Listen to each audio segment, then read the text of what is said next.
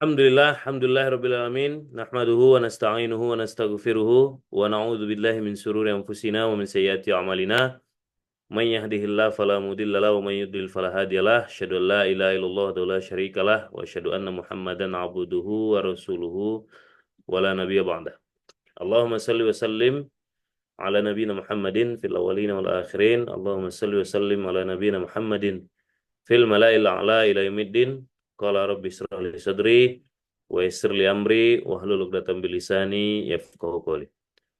Wa qul rabbi anzilni munzalan mubarakan wa anta khairul munzilin. La ilaha illa anta subhanaka inna kunna minaz zalimin.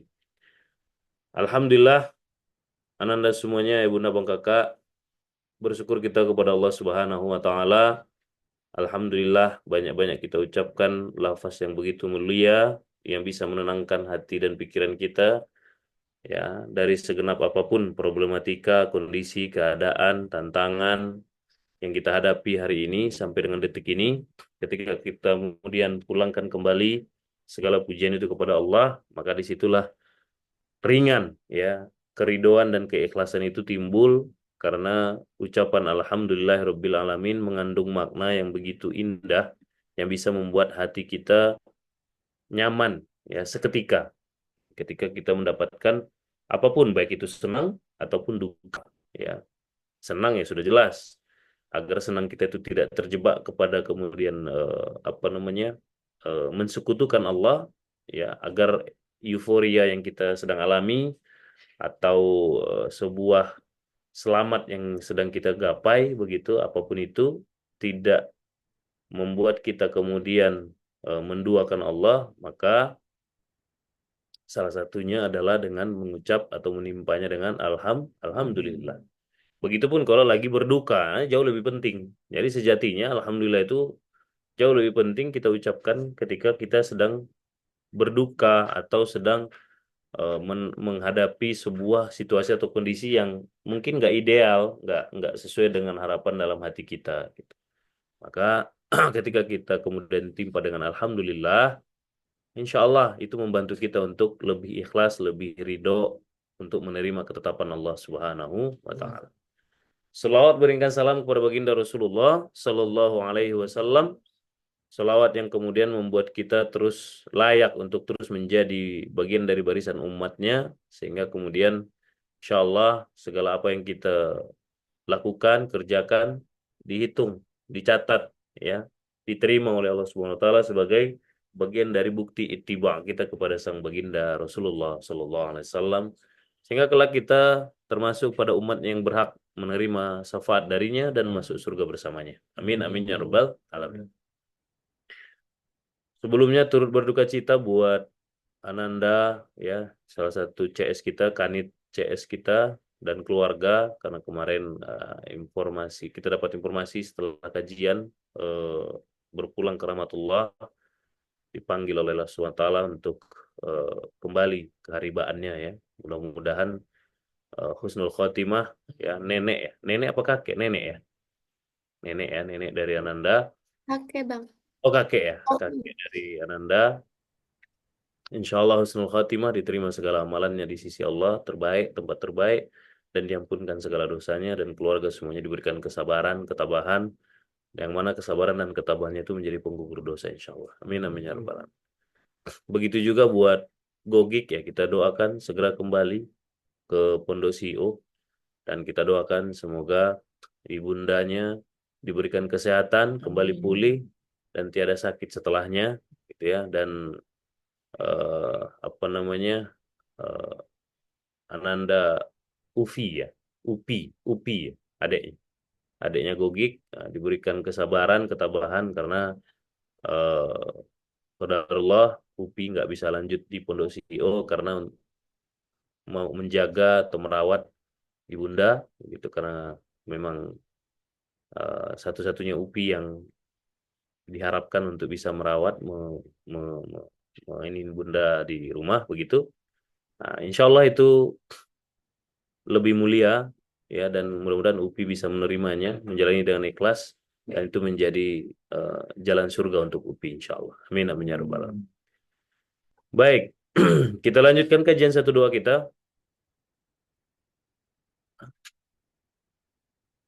Kita lanjutkan kajian satu doa. Kajian satu doa lagi. Kajian MBA. Bismillah. Majelis Bismillah Academy. Ya, terlalu banyak kajian. Ya, MBA. Majelis Bismillah Academy. Ya, baik. Alhamdulillah kemarin ada sebuah kabar yang harus ayah sampaikan, yang karena kalian berhak untuk mengetahui itu. Dan ini adalah kabar yang harusnya bisa menjadi motivasi lebih untuk kita semuanya, baik yang Spartan, Avengers, ataupun Bapak Ibu yang menjadi wali murid atau keluarga besar Masjid Muslim Billionaire hari ini. Kemarin pagi sampai siang, setengah hari, half day, saya mengikuti workshop ya, workshop global. Nah, temanya sih workshop internasional gitu ya. Karena memang dari beberapa negara kemarin yang hadir, dari Malaysia, dari South Africa, mana lagi kemarin ya. Ada beberapa negara lah yang datang tentang manajemen wakaf, ya, tentang pengelolaan wakaf. Jadi wakaf core principle WCP. Jadi prinsip-prinsip inti dari pengelolaan wakaf, begitulah. Nah, salah satu yang hadir itu adalah Sekjen atau Sekretaris Jenderal dari Global Zakat and Wakaf eh, eh, World apa ya?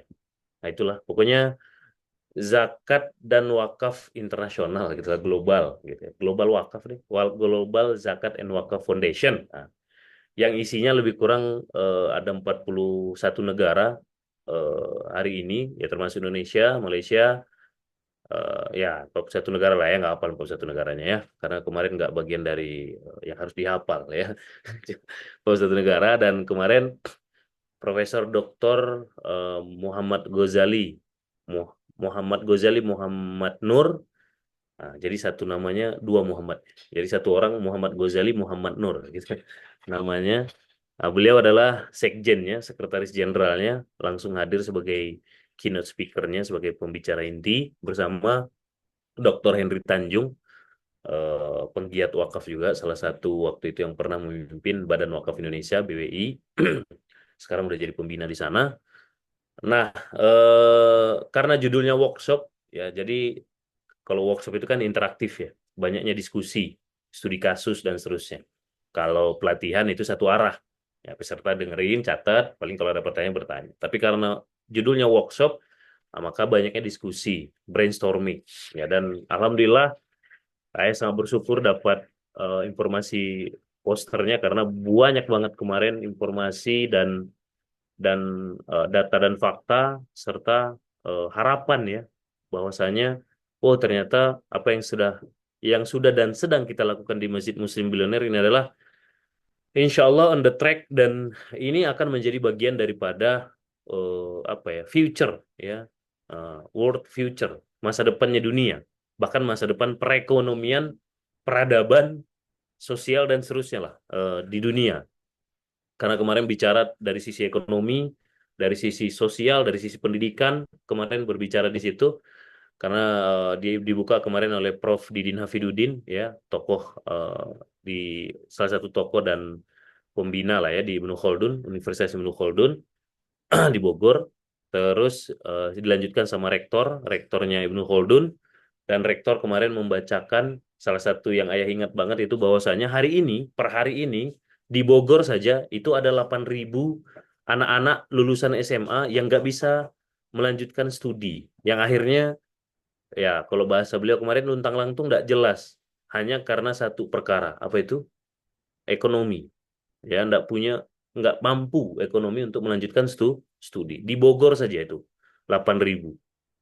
Dan kemarin dari 8.000 itu, Ibnu Khaldun baru bisa memberikan beasiswa kalau nggak salah 17 atau 18 orang gitu. Ya, 17 atau 18 orang.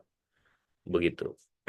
Nah, makanya mereka kaget ketika saya sampaikan kita hari ini, kalian tuh hampir 100 ya. Ya, kalau sama pondok guru ya anggaplah 100, seratusan, saya bilang kemarin begitu. Nah, makanya mereka kaget, dan salah satu mereka putuskan untuk segera melakukan workshop di Masjid Muslim Billionaire. Jadi nanti Masjid Muslim Billionaire akan menjadi tuan rumah pertama workshop lanjutan dari Karena kemarin itu batch pertama, jadi kemarin itu adalah pertemuan pertama gitu. Jadi yang saya mau sampaikan ketika kemudian di workshop itu, eh, terus giliran ayah berbicara begitu, ayah sampaikan apa yang sudah dilakukan dan seterusnya. Terus saya sampaikan bahwa hari ini Masjid Muslim Billionaire itu dikelola oleh anak-anak muda. Saya sampaikan dan itu they don't believe, mereka nggak percaya. Bahkan sampai Profesor Sekjen itu Dato Muhammad Ghazali itu uniknya setelah acara, karena ini ayah minta foto gitu. Ayah minta foto sama beliau, kan banyak minta foto. Ayah ikut antri lah minta foto sama beliau. Nah, udah selesai foto semua, beliau mencari ayah. Ngapain minta foto? Loh, wah, gitu. Minta foto. Where's the young man? The young man one, gitu kan. Ya manggil ayah young man, oh berarti masih muda ya. Nah, karena memang di antara kemarin tuh ayah paling muda ya. Karena di sana kemarin profesor, doktor semuanya, rektor-rektor, terus dosen-dosen gitu. Ayah juga pas masuk tuh kaget loh, ini gua salah masuk ruangan gak ya gitu ya. Nah, semuanya pakai jas, pakai batik, pakai peci, ya ayah biasalah kalian tahu kan gaya ya. Untung nggak pakai kaos ya, ayah pakai tunik gitu, tapi mendingan lah, tapi nggak pakai peci. Makanya dia bilang the young man gitu, wes the young man. Terus ya karena gampang dikenali, kayaknya Ustadz Beben deh maksudnya gitu. Akhirnya kenapa minta foto dan ngobrol di situ. Sekaligus di situ dia mengundang ayah untuk datang ke Kajang. Kajang itu di Malaysia. Kata dia di Kajang itu ada organisasi anak-anak muda juga yang konsen dengan gerakan-gerakan sosial berbasis wakaf dan seterusnya gitu. Eh, dan dia pengen mengundang ayah untuk memberikan inspirasi dan motivasi buat anak-anak muda, pebisnis-pebisnis muda di Kajang itu, yang mereka juga sedang melakukan apa yang mirip sedang kita lakukan. Nah, kenapa mereka nggak yakin? Kenapa mereka nggak percaya? Bahkan kemarin Rektor Wika tuh, saya lupa nama rektornya, sama Profesor Dr. Henry itu sampai memastikan beneran itu, beneran Pak, saya bilang. Kalau Bapak nggak percaya nanti kita pastikan. Saya undang ke Masjid Muslim Bilal karena nggak jauh saya bilang. Nah, karena buat mereka eh, ya sesuatu fakta yang mengagetkan sekaligus mengagumkan dan sekaligus melegakan kalau bahasa Dr. Henry itu, mendengar masih ada anak-anak muda yang mau kemudian memulai atau dan menghabiskan waktu mudanya di masjid gitu ya. Saya bilang banyak Ustaz. Nggak hanya masjid Muslim Billionaire, saya kasih tahu Masjid Sejuta Pemuda Ustaz di Sukabumi itu nama masjidnya ada Sejuta Pemuda. Nah, maka anak-anak muda tuh yang ngelola, saya bilang. Saya sampaikan real masjid di Jogja, terus apa namanya, Masjid Ismu Yahya, saya bilang, saya kasih lah semua contoh Masjid Kurir Langit, saya mention semuanya. Dan sayangnya beliau tidak kenal ya dengan masjid-masjid itu. Ya, di sini makanya saya bilang, oh ada gap berarti antara para cendikia kita, para ulama-ulama kita yang penuh kaya dengan ilmu, dengan penggerak gitu kan, ada gap berarti. Gitu. Nah, maka ya itu tadi kan kita kira semua orang udah tahu, ternyata ya kita tahu karena memang kita berada di ceruk itu. Kita tahu Ismu Yahya, kita tahu Masjid Sejuta Pemuda, karena kita berada di circle-nya itu, ceruknya pasar itu. Nah, ternyata beliau-beliau nggak tahu gitu. Bahkan Masjid Muslim Milioner pun beliau nggak tahu, ya. Yang itu adalah di Bogor sendiri kan. Nah, maka saya sampaikan yes, mereka anak-anak muda semua, saya bilang. Rentang usianya itu yang ngelola, saya jelaskan 3 pilar sekilas gitu ya. Terus dari usia 17 sampai under 30 lah. Nggak semuanya under 30 karena saya udah 36 tahun saya bilang. Tapi 90 sampai 95% tuh di bawah 30 tahun saya bilang. Anak-anak yang ngelola masjid. Saya create lah garis, saya sampaikan garis besar daripada performa kalian begitu. Karena itu sejatinya karya kalian ya. Nah, kalau ayah kan tukang tukang pecut-pecutnya ya. Sebenarnya yang berkarya itu ya kalian, yang berbuat itu kan kalian. Saya sampaikan itulah karya mereka dan kita punya harapan itu anak-anak muda ini mau terjun dan eh, apa namanya berkarya di masjid. Nah, Dan saya sampaikan 3 pilar sekilas dan itu alhamdulillah membuat mereka wow. eh, karena kan selama ini mereka membahasnya part by part. Ya wakaf wakaf aja. Nah, kalau di kita kan di Masjid Muslim Milioner itu disatukan antara Baitul Mal, bicara Jiswaf, komprehensif di situ, terus bisnisnya MBTC yang disupport oleh apa namanya ada modalnya dari wakaf, ada modalnya dari infak sedekah dan seterusnya, dan kaderisasinya di Baitul Quran. Maka kemarin salah satu yang 2 poin yang saya minta kemarin ke mereka akhirnya eh, mereka bilang gini, so apa yang bisa kami support gitu, ya? Apa yang bisa kami support kira-kira menurut Ustadz Beben dengan fenomena sekarang? Saya bilang saya tidak banyak-banyak, saya bilang saya 2 saja karena saya yakin bahwa bangun manusianya maka manusianya akan membangun segala karya dan segala kebermanfaatannya. Saya bilang. Nah hari ini yang menjadi problem adalah bahwasanya di Indonesia itu masih kurang difasilitasi secara regulasi karena di situ ada juga dari Departemen Agama, dari ada pemerintahnya juga kemarin hadir di situ, kurang difasilitasi regulasi tentang eh, apa ya karir yang berbasis kemasjidan. Maka saya pengen satu ada apa namanya pelatihan yang sifatnya komprehensif, lengkap, ya, ndak bertele-tele, nggak mencelak-mencelok, nggak lompat-lompat kurikulumnya, dan itu bisa dikeluarkan sertifikasi yang diakui, gitu, yang diakui oleh negara, sehingga itu bisa jadi eh, CV mereka, menjadi dokumentasi skill mereka yang diakui oleh negara. Karena mau nggak mau, sekarang kita masih perlu itu, saya bilang. Nah, saya bilang, saya ikut sertifikasi Nazir. Alhamdulillah saya udah certified Nazir. Tapi saya belum bangga dengan sertifikasi Nazir saya. Kenapa? Satu, terlalu mudah saya untuk dapatin sertifikasi Nazir itu, saya bilang. Karena waktu itu saya sertifikasi Nazir di sidang memang ada sidangnya di Jakarta. Tapi kuliahnya 3 hari karena di situ ada orang BWI kan.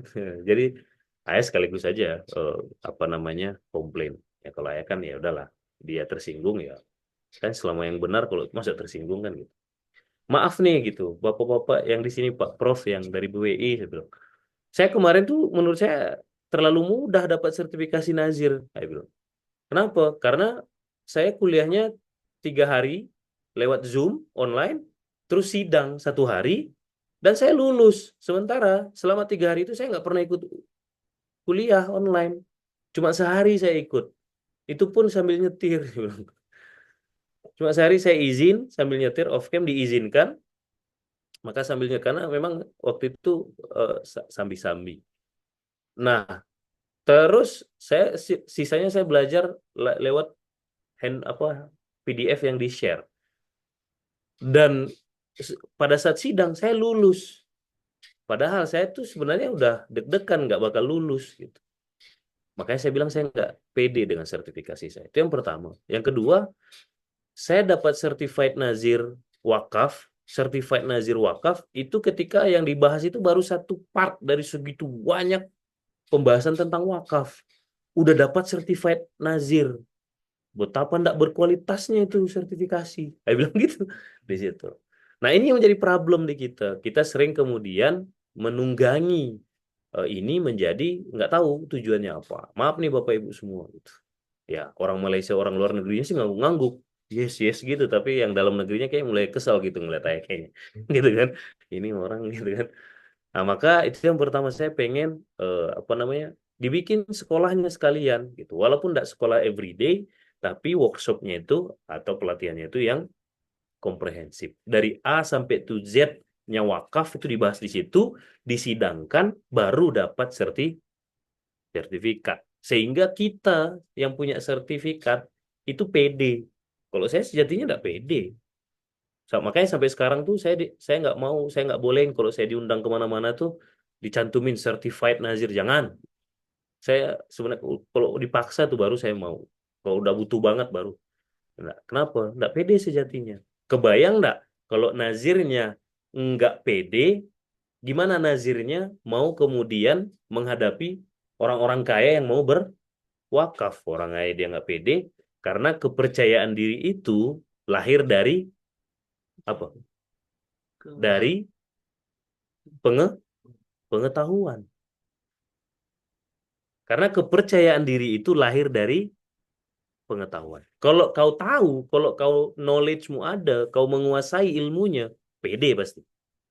Tapi kalau kau nggak tahu, nggak nggak bisa, nggak tahu ilmunya, nggak menguasai, pasti kemudian nggak pede. Makanya bilang kemarin itu, that's the problem. This is our problem. Ini problemnya kita.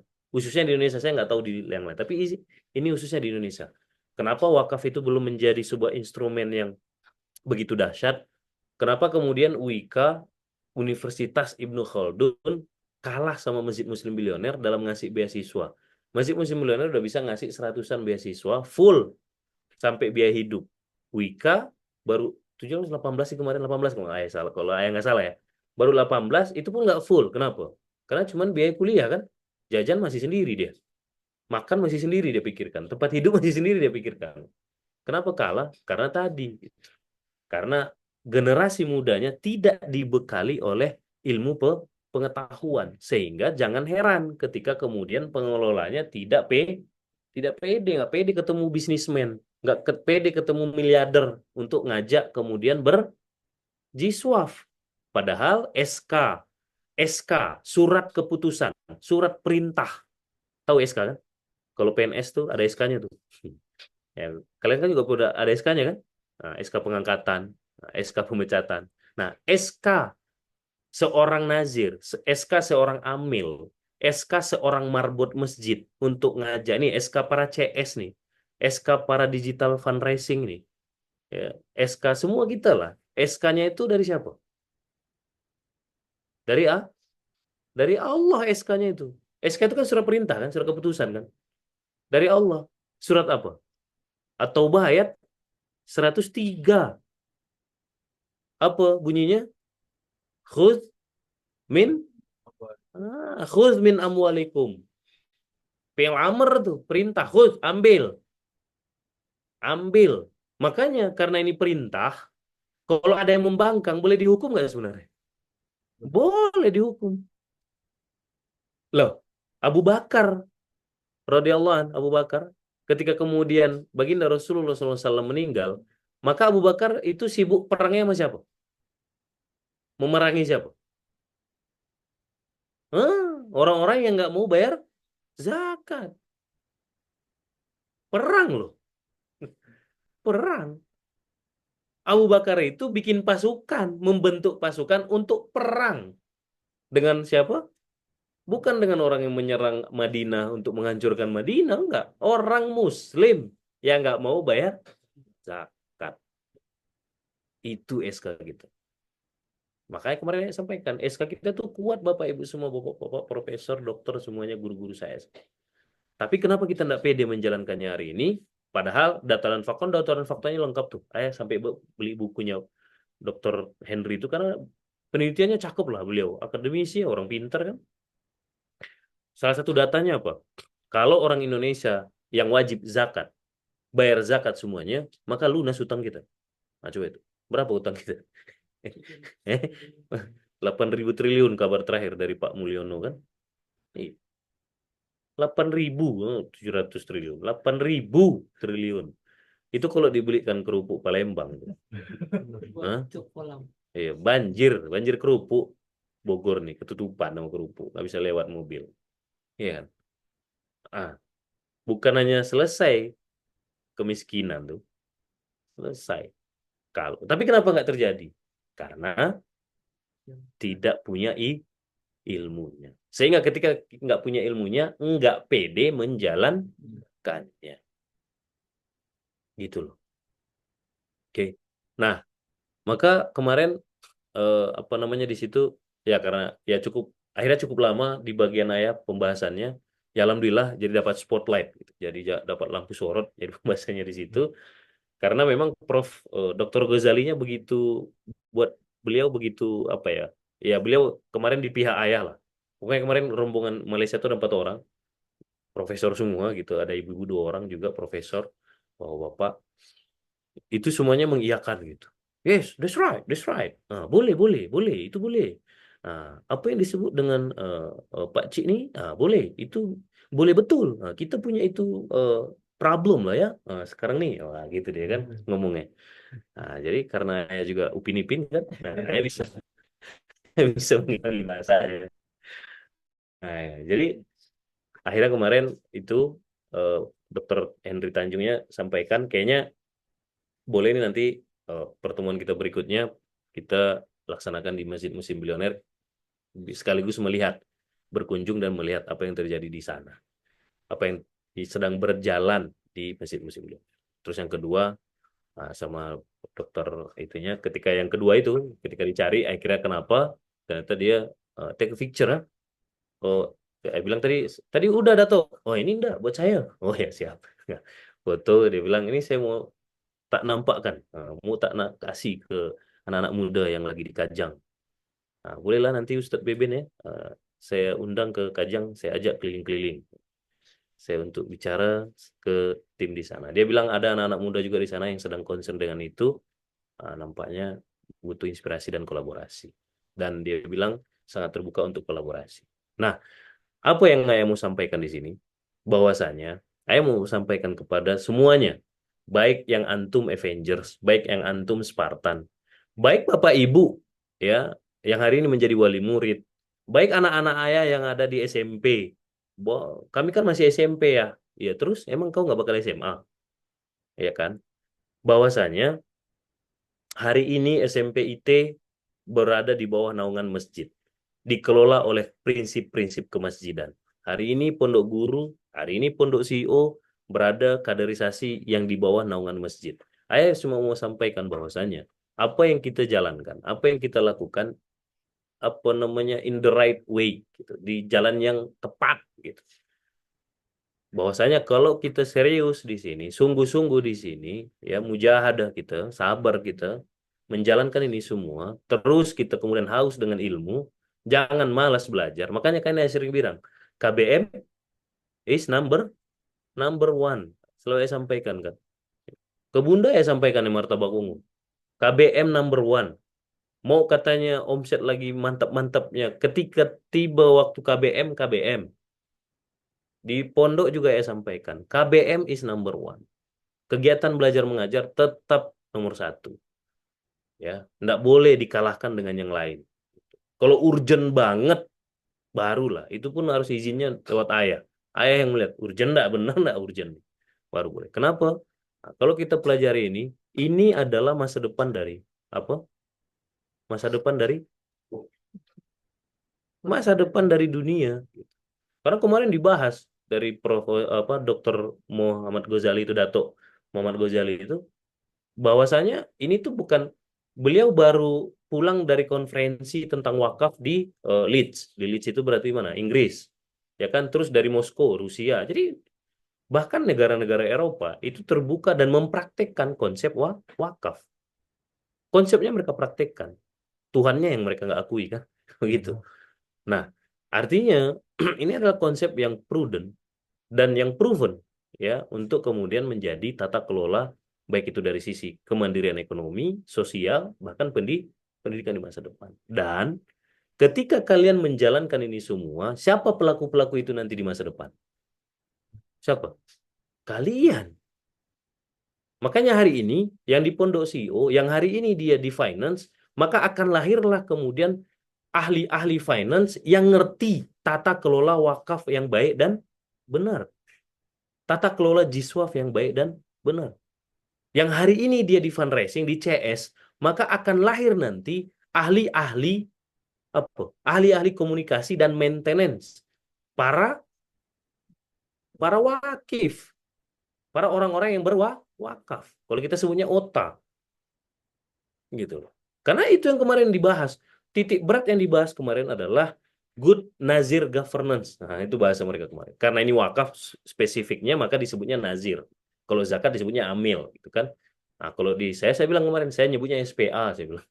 Santri penerima amanah. Oh, boleh nggak minjam kontraknya? Nah, nanti minta sama DK, saya bilang. Gitu, oh santri penerima amanah, gimana lagi itu? Saya bilang. Saya sampaikan begini. Nah, kemarin dari rumah wakaf juga datang, mereka mengeluhkan gimana gini gini gini. Saya sampaikan, saya mensiasatinya seperti ini. Terus Dokter Henry bilang, oh benar itu, sohih itu. Nah itu bisa diambil itu cara musik mulia, masjid musim milioner. Nah salah satu yang bilang, Saya nggak membedakan mana wakil. Saya membuat mereka jadi satu kesatuan. Apa itu SPA? Santri penerima amanah, marbot. Nah, siapa itu nanti pelaku-pelakunya kalian? Nah, maka titiknya kemarin yang salah satu yang disoroti sama mereka adalah bahwa minimnya hari ini sumber daya manusia yang punya kapasitas, yang punya capability untuk mengelola, khususnya apa? Mengelola keprofesionalan dari pengelolaan wakaf atau jiswaf kalau secara keseluruhan. Nah, hari ini CSCS itu punya report nggak ke orang tua asuh? Punya. Weekly report, monthly report, ya kan? Baik itu berbentuk file ataupun berbentuk konten video dan seterusnya. Gitu. Mereka terkagak, oh iya, bisa, bisa, orang muda kok, mereka ngerti. Asal dikasih tahu ilmunya. Maka apapun bagian antum hari ini, ya, apapun bagian antum, yang di MBTC, yang di MU, yang di MB Camp, yang di MB Mart, ya kan, Fatur tuh. Walaupun sekarang Taufik udah mulai ikut-ikutan, nah, tapi Taufik jangan terlalu banyak ikut-ikutan bantu Fatur dulu ya. Nah, kemarin saya pulang tengok, oh ada Taufik. Oh ada Taufik? Iya bantu-bantu stok opnam ya. Nah ya udahlah. Nah, tapi jangan keseringan Taufik ya Fatur juga. Nah, karena Taufik masih mahasantri, fokus dulu. 6 bulan ini fokus ngapain? Fokus ngapal, belajar dulu. Sabar. Nanti semester 2 ke atas, sampai pusing kau, SOD ya. Jadi sekarang sabar dulu. Jadi jangan mentang oh adik kasihan sama Fatur gitu kan. Jangan, biarkan Fatur dia bergelut dengan itunya sendiri. Biar dia tangguh kan. Gitu. Ya. Oke, biarkan dia keras dengan hidupnya sendiri. Ya, nanti ada keras hidupnya Taufik nanti punya bagian sendiri gitu ya. Nah, jadi begitu. Nah, apapun posisinya, mau MB Mart, mau MB Camp, segala macam, kalian akan hadir nanti di masa depan menjadi apa? Menjadi pelaku-pelaku pengelolaan kemandirian ekonomi berbasis Jiswaf gitu. Berbasis Jiswaf.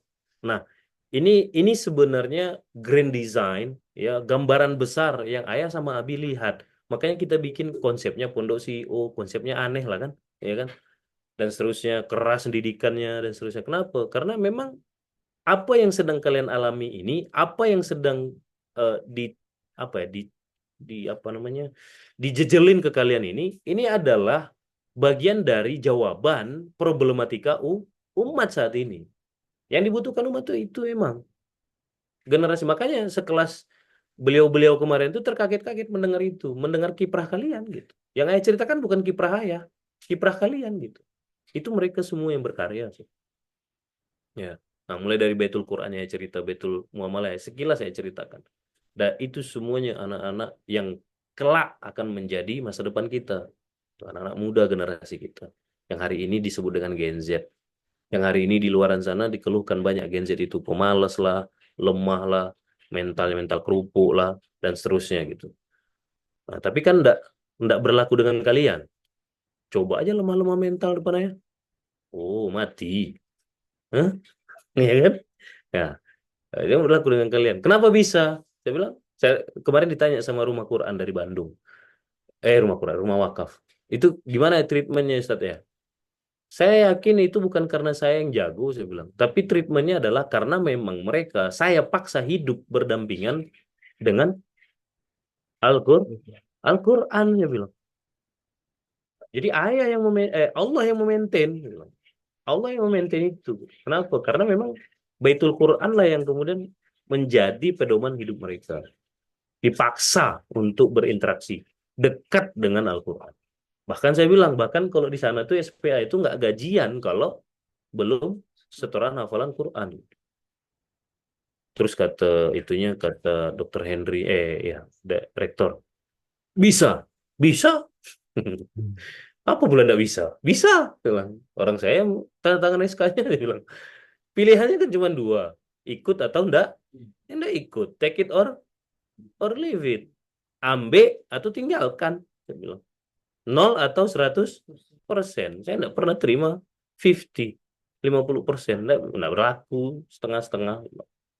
Enggak sekalian atau iya sekalian. Gitu. Maka yang saya mau sampaikan adalah Ini mudah-mudahan menambah motivasi buat kita semua, menambah apa namanya insight ya, menambah insight. Oh iya, ternyata insya Allah ya apa yang saya lakukan hari ini ya gitu ke diri masing-masing ya udah tepat, ya, udah sesuai. Jadi kalaupun terasa ndak enak, kalaupun terasa berat, kalaupun terasa melelahkan, tahankan. Kenapa? Kenapa? Karena ini insya Allah di jalan yang benar. Tidak apa-apa lah, tidak apa-apa lah. Emang ternyata sekronis itu kondisi umat hari ini, sehingga kemudian untuk menghasilkan solusinya sesakit itu. Penyakit itu semakin parah, semakin berat nggak pengobatannya? Ya nggak? Penyakit nih, semakin parah dia, semakin berat nggak pengobatannya? Kanker misalkan, stadium 1 sama stadium 4, beda nggak pengobatannya? Berat pengobatannya beda nggak? Sama. Karena memang kondisi umat hari ini udah separah itu. Makanya untuk memperbaiki generasi umat sekarang udah separah itu. Makanya untuk memperbaiki itu emang berat. Berat emang. Ya, berat emang. Karena kalian adalah sebuah keanehan. Ya, apa yang kita lakukan hari ini tuh sering ayah temui orang tuh aneh melihatnya. Bahkan dengar namanya sudah aneh kan. Pondok, kok pondok CEO. Orang di mana-mana tuh pondok Tahfiz Al-Kausar, pondok Tahfiz Al-Hidayah atau apalah gitu ini. Pondok CEO. Termasuk kemarin di situ, di forum itu yang isinya cendekia semua. Masih terheran-heran. Bahkan dengar nama masjidnya. Ditanya sama Profesor Henry. Dokter Henry.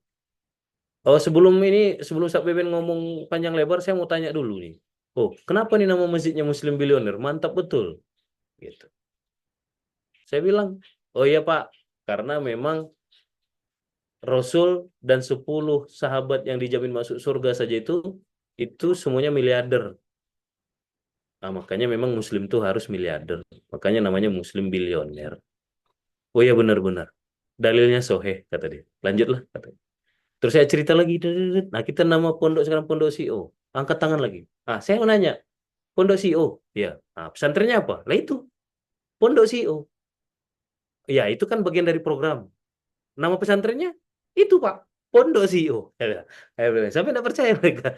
Nama programnya itu. Enggak. Pondoknya namanya Pondok CEO. Oh, CEO, CEO Direktur Utama, Dirut. Iya, Pak, Pondok CEO, Chief Executive Officer. Ah, kenapa itu namanya? Nah, tanya lagi sama dia kan. Ya sudahlah, ya jelaskan. Nah, jadi karena memang kalian itu adalah sebuah keanehan ya hari ini. Nah, jadi kalau rada-rada beda yang kalian terima, tidak apa-apa. Karena memang udah ditakdirkan ah, aneh gitu. Nah, jadi sabar dan bertahan menjalankan ini semua. Insya Allah kita berada di jalan yang tepat untuk menjadi bagian dari, kalau bahasa Ajis kemarin, bagian dari orang-orang yang ikut menorehkan tinta emas dari munculnya kembali kemuliaan dari peradaban Islam. Insya Allah. Kita tidak tahu apakah di masa kita, di masa anak kita, di masa cucu kita, atau di masa cicit kita, atau di masa cicit-cicit kita. Tapi yang jelas, yang penting ketika peradaban mulia itu kelak muncul, ketika kemudian di munasabah, apa munasabah itu? Diurutkan nasabnya ke atas dari pelaku sejarah saat itu, nyambung ke kita. Fulan bin, oh bin Ajis dari Pondosi. Gitu loh. Fulan bin Ipeng. Oh ada namanya dulu Ipeng ya. Gitu. Gitu loh. Karena memang ada anak kita di situ, ada cucu kita, ada cicit-cicit kita. Tapi nggak mungkin kemudian itu terjadi kalau kita tidak awali. Karena buah nggak jauh jatuh dari pohonnya. Kecuali yang dibawa monyet. Jauh tuh. Ya kan? Nah, ya kan? Jadi begitu ya. Nah, jadi mudah-mudahan sedikit cerita dari Ayah ini bisa membuat kita lebih semangat lagi, ya, lebih kuat lagi dalam bersabar dan bertahan dalam menjalani kaderisasi, dalam menjadi fungsi kita, dalam menjalankan peran kita di Masjid Muslim Unur yang hari ini kita jalankan. Buat siapapun, buat Spartan sabar berproses, Avenger sabar dalam berkarya, ya. Nah, buat kemudian orang tua, wali murid, wali mahasantri, wali SPA dan seterusnya, sabar membersamai, gitu kan? Sabar membersamai. Nah, sehingga berjamaah kita, sehingga kita kuat dalam menghadapi segala cobaannya, begitu. Oke. Nah, itu saja yang bisa saya sampaikan. Seperti biasa kayaknya Mim udah ke skip ya. Nah, jadi langsung saya tutup apa namanya kajian kita pagi hari ini. Sebelum kita tutup, kita doakan Abi Andika mudah-mudahan diberikan kesehatan, dipulihkan dari sakitnya. Kayaknya flu, demam, batuk gitulah, kecapean kayaknya. Nah, kita doakan mudah-mudahan Abi bisa kembali beraktivitas, pulih, sehat, lebih sehat daripada sebelumnya dan tidak ada sakit setelahnya. Ya. Nah, begitu. Ipeng, sekarang udah di tempat yang baru, Masya Allah. Kayaknya bagus asramamu, Peng. Wih. Dindingnya kayaknya nggak triplek ya, Peng. Oh, Masya Allah. Kita doakan Ipeng bisa berkarya, Tuhan. Oh, tuh. Gimana, Peng, di sana? Kau dengerin apa enggak? Dengar ya? Oh, dengar. Berapa orang satu kamar di situ? Sendiri? Hmm, berdua Berdua. Berdua aja mikir dia. sama teman Dari dari cara mikir itu akhirnya sama 10 atau berapa? Berdua. Berdua mikir, oke. Oke, Peng. Berkarya yang lagi baik di sana lagi ya. mikirin. Ya, Lagi mikirin siapa? nggak mikir di kosan nih gimana tuh. Oh, iya. Bagus kayaknya Iya, kosannya. lumayan ya. Lumayan ya. Lebih bagus mana daripada rumah ya? Lumayan ya rumah ya. Menjilat kau kalau kayak gitu. Enggak ya. Jujur aja. Oke, semangat di sana, Peng ya. Siap ya. Ya, ingat harus yang mewarnai, jangan di. Warna Ya, harus ngasih pengaruh baik, ngasih contoh baik, ngasih kemudian apa inspirasi-inspirasi yang baik. Begitu ya, Peng? Baik. ya. Ada yang mau disampaikan sama dia? Langsung? Enggak ya. Ya. Baik, ayah bunda mau kakak semua, ananda semuanya itu saja yang bisa saya sampaikan. Yang baik datang dari Allah, yang salah datang dari saya pribadi pasti. Mohon ampun kepada Allah, mohon maaf kepada antum semuanya. Kita tutup sama-sama dengan hamdalah. Alhamdulillahirabbil alamin. Rabbana taqabbal minna innaka antas samiul alim. Subhanakallahumma bihamdika asyhadu an la ilaha illa anta astaghfiruka wa atubu ilaik. Assalamualaikum warahmatullahi wabarakatuh. Waalaikumsalam. Itu